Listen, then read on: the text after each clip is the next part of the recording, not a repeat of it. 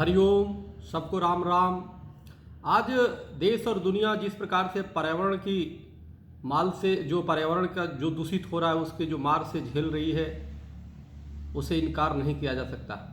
पूरे विश्व में एक वर्ष में करोड़ों लोगों ने अपनी जान गंवाई है सिर्फ प्रदूषण के कारण। भारत में भी जो सर्वे आया है उसमें करीबन एक वर्ष में पिछले साल जो है 16 लाख लोगों ने दूषित पर्यावरण के कारण अपनी जान गंवा दी।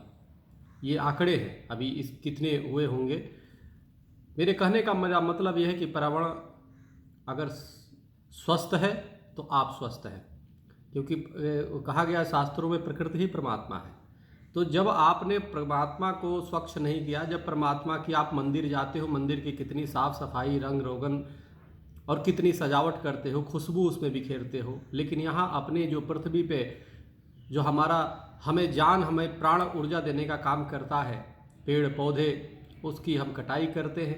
दूसरी तरफ हम गंदगी फैलाते हैं फैक्ट्रियों के द्वारा,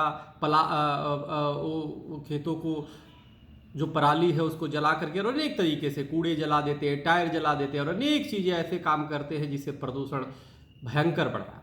आज देखो दो स्तर पे है, एक तरफ तो प्रदूषण करने वाले हैं, दूसरी तरफ पर्यावरण जो दूषित हो रहा है। दूसरी तरफ जो है वो लोग हैं जो काम जी तो रहे हैं, पर्यावरण का लाभ तो ले रहे हैं, लेकिन पर्यावरण के लिए कुछ कर नहीं रहे।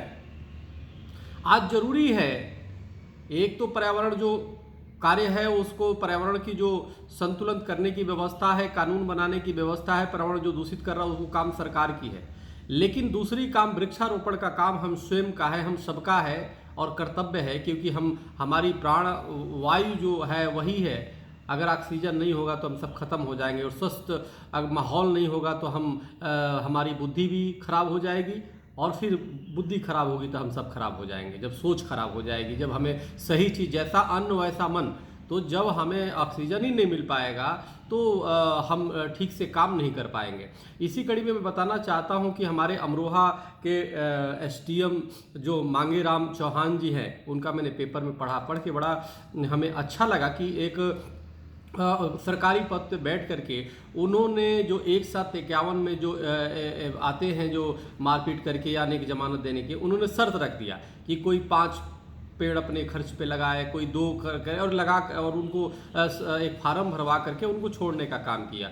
देखो क्या है, हमें अपराध से घृणा है, अपराधी से नहीं, और किसी में भी कभी भी परिवर्तन हो सकता है। तो ये एक रचनात्मक कार्य जिस प्रकार से मांगेराम चौहान जी ने किया है वो वास्तव में बहुत ही सराहनीय है। हम उसकी बहुत सराहना करते हैं। हमने पेपर टीवी के माध्यम से, हमने पत्र के माध्यम से पढ़ा, और उसको वहाँ की सबसे बड़ी, मैं वहाँ से पत्रकारों को भी बधाई दूंगा, धन्यवाद दूंगा कि उन्होंने उस अच्छे कामों को हाईलाइट करने का भी काम किया जिससे हमारी तक ये बात पहुँची है। तो मैं कहना चाहता हूँ, जब एक जो है जनपद के, अमरोहा जनपद के डिप्टी कलेक्टर जब करीबन अब तक 10,000 वृक्ष लगाने का काम किया है, तो अगर हर जिले में इस तरह के लोग करें तो बताओ देश तो पूरी तरह वहाँ पे जब करोड़ों वृक्ष लग जाएंगे और लगने के साथ जीव जंतु भी बढ़ेंगे, लोग खाने बिना कोई में नहीं मरेगा। हमारा देश विश्व गुरु कभी था तो कैसे था विश्व गुरु?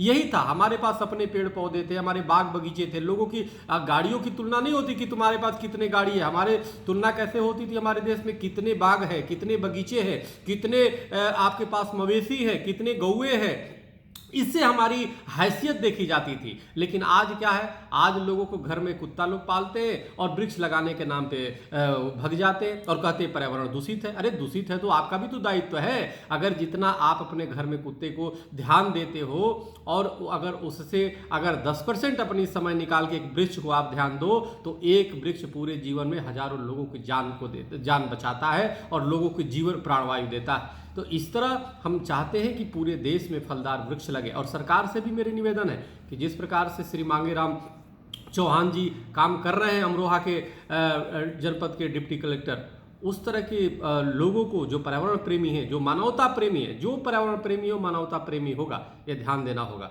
और ये बहुत ही अमूलचूल परिवर्तन इस तरह की विचारधारा से हो सकता है और पूरे दुनिया स्वर्ग हो सकती है। आज जितने भी लोगों के डिप्रेशन हो रहे हैं, बीपी बढ़ रहे हैं, अनेक की बात बात पे लड़ाई कर रहे हैं, हिंसा कर रहे हैं, उसका मूल कारण क्या है? मूल कारण है कि आपको अच्छी माहौल नहीं मिल पा रहा है। माहौल कैसे मिलेगा? जब आपके चारों तरफ गर्मी बढ़ रही है, तापमान बढ़ रहा है, उधर ओजोन परत में छिद्र हो रहा है और इधर क्या हो रहा है, पर्यावरण दूषित हो रहा है। तो जब आपको खाने पीने की दूषित ही सब कुछ मिलेगा तो फिर आप कैसे करोगे, कैसे नौकरी कर सकते हो, कैसे काम कर सकते हो, कैसे परिवार के साथ रह सकते हो? तो परिवार में जरूरी है ये और घर में जरूरी है कि हम शुद्ध वातावरण में रहें। इसीलिए हम क्या करते हैं, बच्चों को संस्कार देते हैं कि माता पिता का पैर छुओ, बड़ों का सम्मान करो। तो लेकिन हम सबका दायित्व है, जैसे बड़ों का सम्मान करते हैं उसी तरह हम प्रकृति का सम्मान करें। हम प्रकृति को हम सिर्फ वृक्ष लगा के छोड़े नहीं, वृक्ष लगा करके और उसको पूरे समय तक हम देखें, ध्यान बाल करें, जैसे बच्चे को ध्यान दिया जाता है। और जब बड़ा हो जाए, फल देने लगे, तो तब तक हमारी जिम्मेदारी रहती है, उसकी संरक्षण करने की जिम्मेदारी रहती है। बाकी तो बारिश से परमात्मा पानी दे देता है, सब कुछ दे देता है, मट्टी दिया हुआ, सब कुछ परमात्मा ने मटेरियल दिया हुआ है। आपको सिर्फ उसको संरक्षित करना है और वो भी आप नहीं कर सकते हो। तो आप सोचो कि हम कितने निकम्मे।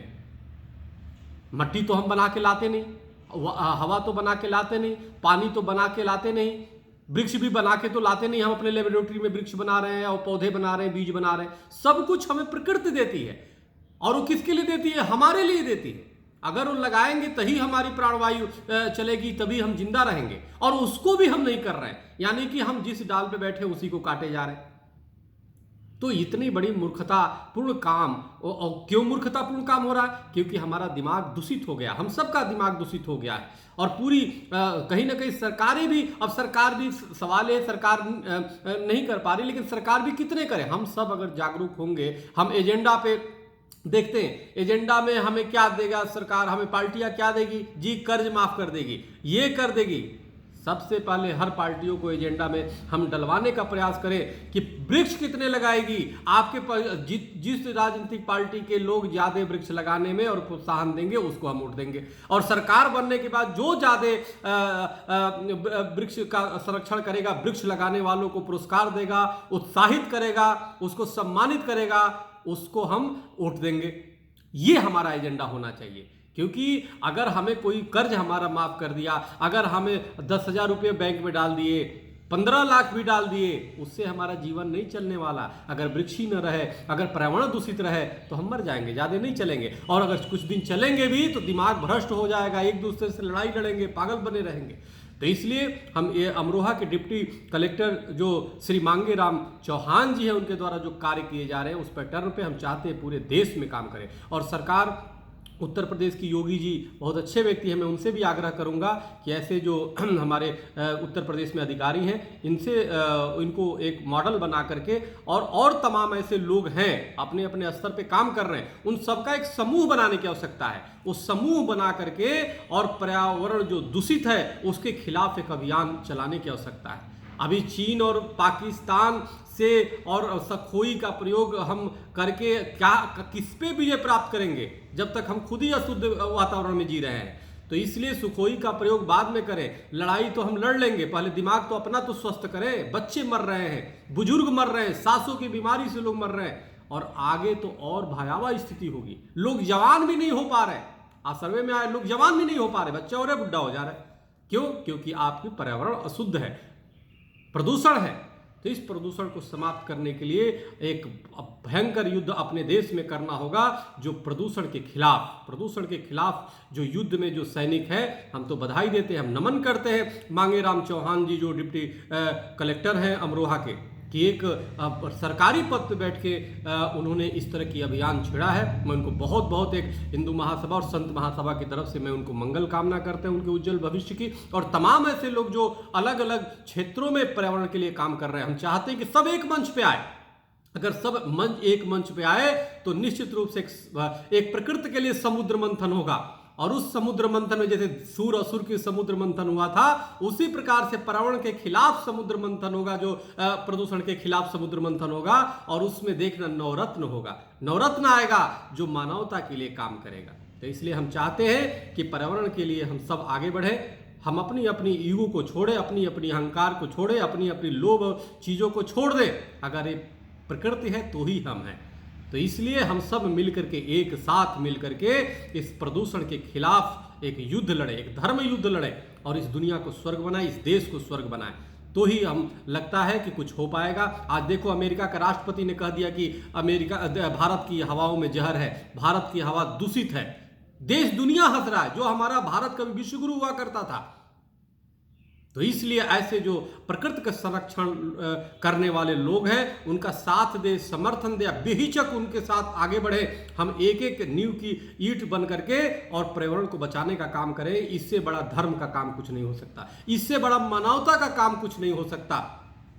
तो इसलिए हम एक वृक्ष लगाते हैं, जीव जंतु से अपने आप फलदार वृक्ष से फल खा लेते हैं, ऑक्सीजन होता है और अनेक अच्छे माहौल होते हैं। तो हम तमाम ऐसे लोगों को बधाई देते हैं। चौहान जी जिस प्रकार से लोगों को सुधारने का काम कर रहे हैं और साथ में वृक्ष लगवाने का काम कर रहे हैं, मैं उनके उज्जवल भविष्य की कामना करता हूं। और योगी सरकार उत्तर प्रदेश में योगी जी से मैं निवेदन करता हूं कि वह प्रदेश में भी एक टीम बनाए इस तरह के लोगों को जो पर्यावरण प्रेमी है और उसके एक अभियान में शामिल करें व्यापक स्तर पे। लकीर के फकीर जो लोग बने हुए हैं, बस ड्यूटी जा रहे आ रहे, उससे काम नहीं चलेगा। जिन्होंने अपने मनसा वाचा कर्मा अपने व्यवहारिक जीवन में ढाल लिया है, 24 घंटा मानवता के लिए सोचता है, प्रकृति के लिए सोचता है, उनकी आवश्यकता है इसमें।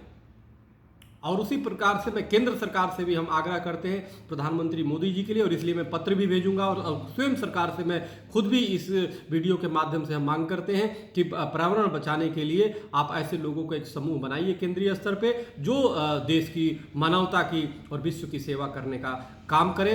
पर्यावरण प्रदूषण जो है खत्म होगा और सरकार जो है जो पराली और जलाने वाली उस पर ठोस कार्रवाई करे, ठोस कदम उठाए और जो भी पर्यावरण को दूषित करता है उनके खिलाफ राष्ट्रद्रोह नहीं मानवता द्रोही का ऐसे कानून बनाए करे कि कोई दोबारा प्रदूषण करने का सोच न सके। और जो पर्यावरण के लिए अच्छे काम कर रहे हैं चाहे उनके अपराध हो, जैसे चौहान जी ने जवान इस शर्त पे देते हैं कि तुम वृक्ष लगाओ। व्यक्तिगत अपराध हो सकता है, लेकिन अगर जो मानवता के लिए वो कार्य कर रहे हैं तो आप एक व्यक्ति को तुम अगर जो चोट पहुंचा दिए और अगर जो हजारों लाखों लोगों को आपने ऑक्सीजन दिया, आपने वृक्ष लगा करके लोगों को जीवन दान देने का काम किया, तो इससे बड़ा पुण्य कुछ नहीं हो सकता। तो इसलिए जिसने भी वृक्ष लगाने का अपनी संकल्प लिया उसी का जीवन सार्थक है। बाकी तो जानवर भी खाता है और चला जाता है। तो इसलिए हम मनुष्य बने और कुछ राष्ट्र और धर्म के लिए करें। बहुत बहुत धन्यवाद। हरिओम राम।